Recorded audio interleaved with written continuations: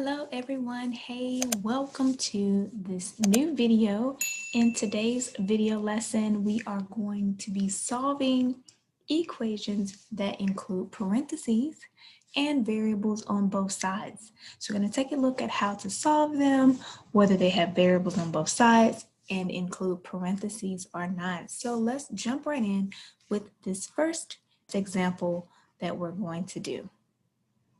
We see 4r minus 3 equals 3 times 3r plus 4. And once again, it is important to know that you need to simplify both sides completely before you start moving items from one side to the other. I do like to signify the sides by drawing a line through the equal sign that kind of lets me visually see the two different sides, okay? So clearly on the left, we have 4r minus 3. That's as simplified as it can be. It doesn't get any better. 4r, and 3 don't mix. We can't add them together, okay? So let's look on the right side. We have 3 times, in parentheses, 3r plus 4. We can make this look better. We have a number outside of parentheses. We can use the distributive property and multiply that 3 by every term inside. 3 times 3r gives us 9r, and then 3 times the positive 4, don't forget that person too, inside the parentheses, 3 times 4 would be a positive 12. So now we have both sides simplified here. 4r minus 3 is equal to 9r plus 12. At this point, the parentheses are gone, and it turns into an equation just like what we worked with in the previous video, our previous lesson on solving equations. I will link that here too. So now we want to make sure that our variables are on the same side together, and we want plain numbers on a different side. All right, so our variable is r. We want these two items to be together. So you choose a side for the r's to go on. I generally like to move my small r, or my smallest coefficient, to the other side because I'm trying to avoid a negative outcome. So I'll move my 4r, and I have to do the opposite. To take it to the opposite side, I have to do the opposite sign. So this positive 4r to come over here would be a negative 4r. Okay. That will leave me with a negative 3 on the left. And just doing some simple math, 9 minus 4, that would give us 5r plus 12. So now we're down to just one term with an r in it, which is great. So we want to move the 12 to the other side, right, so that they can be separated. They don't belong together. Since this is a positive 12, when it comes to the other side, the opposite side, we'll use the opposite sign. So we will end up with 5r, so 12 went away, equals negative 15. Negative 3 minus 12 is negative 15. One more step and we're done. Divide both sides by 5. R is negative 3. And you can always check that by substituting the negative 3 in and seeing if you get a real answer, a true equation.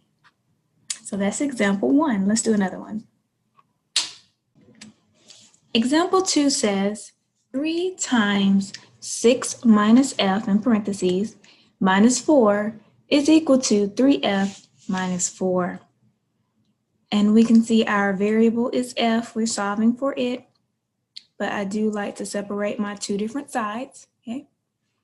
So now that the sides are separated, we can clearly see left and right. Let's check to see if they're simplified.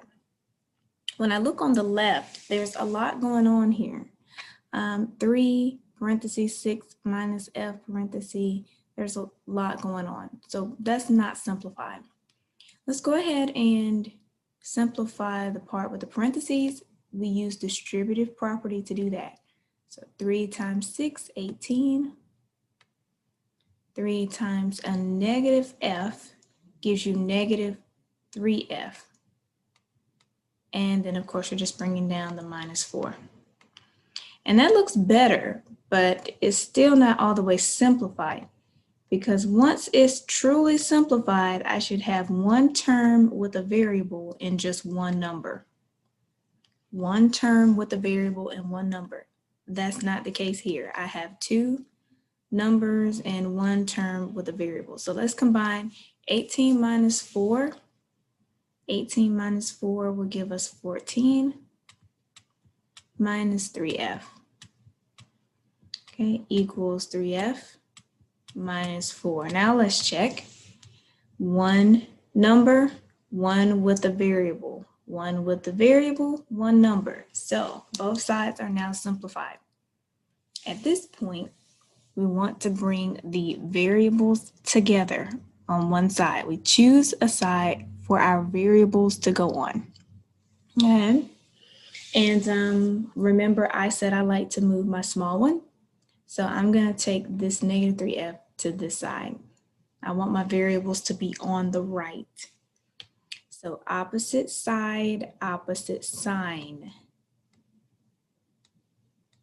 Okay, since I moved this one over to the right, I had to change the negative to a positive.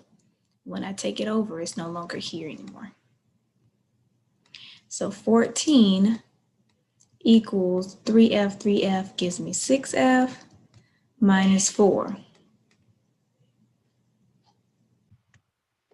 So here we've got the variables on one side together. It's time to take the numbers to the other side. So this negative 4 needs to go over with the 14.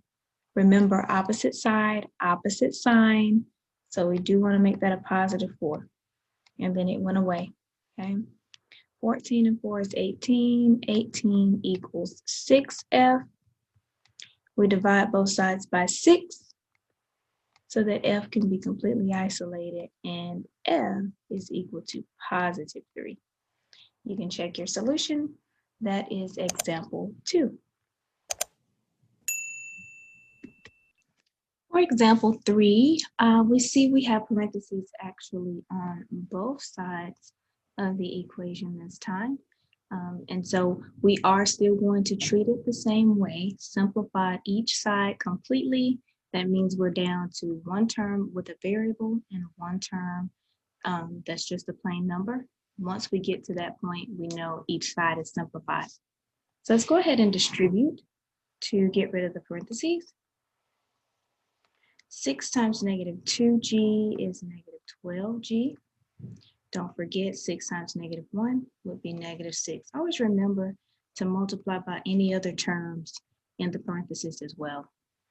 Now here, we can see a negative out there. We don't see a number, but anytime you don't see a number, then the number is an invisible 1 there. So we have negative 1 being multiplied by 13g, which is negative 13g. And then invisible negative 1 being multiplied by 2. So minus 2. Make sure you do that, distribute correctly. And we can see that they are actually simplified now. One term with a variable, one term without. One term with a variable, one term without. Okay. And here you want to decide where you want your variable terms to go. In this case, I want my variables on the left side. So I'm going to take the negative 13 over to the other side. If I go to the opposite side, then I need to do the opposite sign, which would be positive 13g in this case. And this one would go away. So I have negative 12, positive 13. If we know our integer rules, that's going to turn out to be a positive 1g. But since I'm highly skilled, I will not write the 1 in front, but 1g. Minus 6 equals, we're left with a negative 2. And simply now, just to get the g by itself, we'll add 6 to both sides. And we will determine that g is 4. And that has been a few examples on how to solve equations with variables on both sides and parentheses. Stay tuned to part 2 to this video where we will start adding in fractions and decimals. Welcome to part 2 of this video of solving equations with parentheses, including decimals and fractions. So we are going to start with this first example.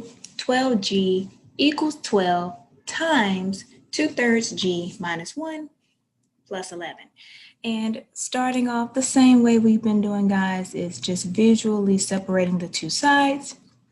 And then, of course, simplifying both sides down as much as possible before we start moving things from side to side.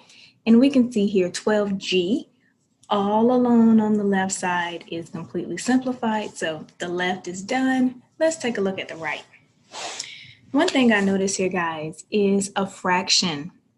And I'm not particularly a fan of fractions, which I'm sure you might not be either. But I'm not afraid of them, just prefer to do problems without them. If you are afraid, you can check out my course on fear over fractions and how to eliminate that fear. So we have 12 times 2/3 g minus 1. Always try to start with distributive property first. That should be your first line of defense. Not always going to eliminate your fraction, but try it, okay? We'll start there. If it ever doesn't, I'll show you what to do as your second option. So right now we're going to keep doing what we were doing before. So we'll do 12 times 2/3 g and 12 times a negative 1. Now, we are multiplying by a fraction, and a fraction really is division, right? That you're dividing by that bottom number. So if you kind of just think through this with me, we have 12 divided by 3. 12 divided by 3 is 4, and then 4 times 2 is 8. Now that's one way you can think about it. I like to divide first because I know I'm going to get smaller numbers, but it really does not matter which order you do it in. A lot of people like to multiply first because they like to do things from top to bottom. So you might have done 12 times 2 is 24, then divide by 3 to get 8. Either way, you're going to get 8g. I do like to divide first just to get my number smaller. 12 times negative 1 is negative 12. And then, of course, the plus 11 that was there all along. All right, so it does look better. The fraction was eliminated, and that's good. But it's still not completely simplifying on that right side. Remember, we want one term with the variable and then just a term that's a regular number. So we need to combine the 12 and the 11. Negative 12 plus 11 is negative 1. So 8g minus 1. That equals 12g. I did need to shift over a little bit. Things are kind of running together. And now we need to move all of our g's together. They want to be on the same side of the fence. So we can take this 8g over to be with the 12. All right, that makes sense to us. Take the 8 to the 12. If you take the 12 to the 8, then nothing will be left over here and you'll still have that regular number. So remember, you're trying to separate the letters from the numbers. That's your whole plan here. So we'll take the 8 over. Remember, when you do the opposite side, you got to do the opposite sign. So negative 8g on this side, and then it goes away over there. 12 minus 8 is 4g equals negative 1. Almost done. Dividing both sides by 4 to get g completely isolated. And g is negative 1/4. Make it look like a 1 instead of looking like a 7. Let's make that look a little better. Negative 1/4. Okay, let's do one more. In this last example of this video lesson, we have 3h equals 7 times 2/7 minus 3/7 h minus 10. And same process we've been going through. We are going to separate the sides and simplify the sides. So 3h is simplified. Let's move over to this side over here. We can see on the right side, it is far from simplified. We have fractions and multiple numbers without variables, parentheses, and just a lot of things going on. So let's start by distributing to see if it will make any of our fractions cancel, and then moving from there. So 7 times 2/7. Remember how I told you guys on the previous example that I like to divide first because it makes things smaller? That division is really like a cancellation. You see, we have a 7 on top, a 7 on the bottom. We say that cancels, but it's really division. 7 divided by 7 is 1. 1 times 2 is 2. It always works that way when you have a fraction with a number on the bottom, a denominator, and then you're multiplying by the same thing. It always cancels, but it's really just division. 7 divided by 7, then times 2. So you go to the next one, 7 divided by 7 is 1 times -3 would be -3h. And that's really good for us because it made our fractions disappear. And then we bring down the -10. Now notice we did not multiply 7 times the 10 because it's not in the parentheses. So it's an outsider, it does not get anything that the people inside the parentheses get. So still need some simplification here, right? We remember we want one term with the variable and one term without, but we have 2. So let's go ahead and combine 2 and -10 to give us a -8. So -3h minus 8.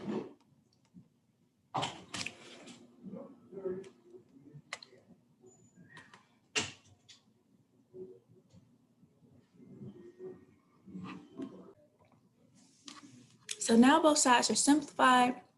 We need to put the variables on one side, regular numbers on one side.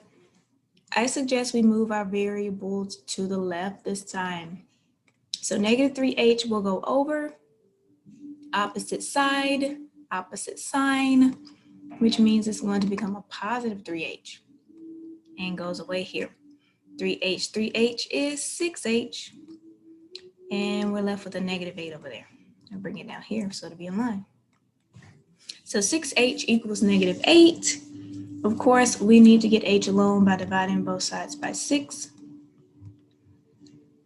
And h is -8 over 6, but we can also simplify that, reduce it down. Dividing the top and the bottom by 2 will give us -4 over 3. And if you want to change it to a decimal, then you absolutely can too. All right, thank you for watching. Hope that this video was helpful for you in solving equations with variables on both sides, with parentheses, and with fractions. As always, subscribe to our channel for more video tutorials. We are trying to reach 1,000 by the end of 2020. All right, see you in the next video.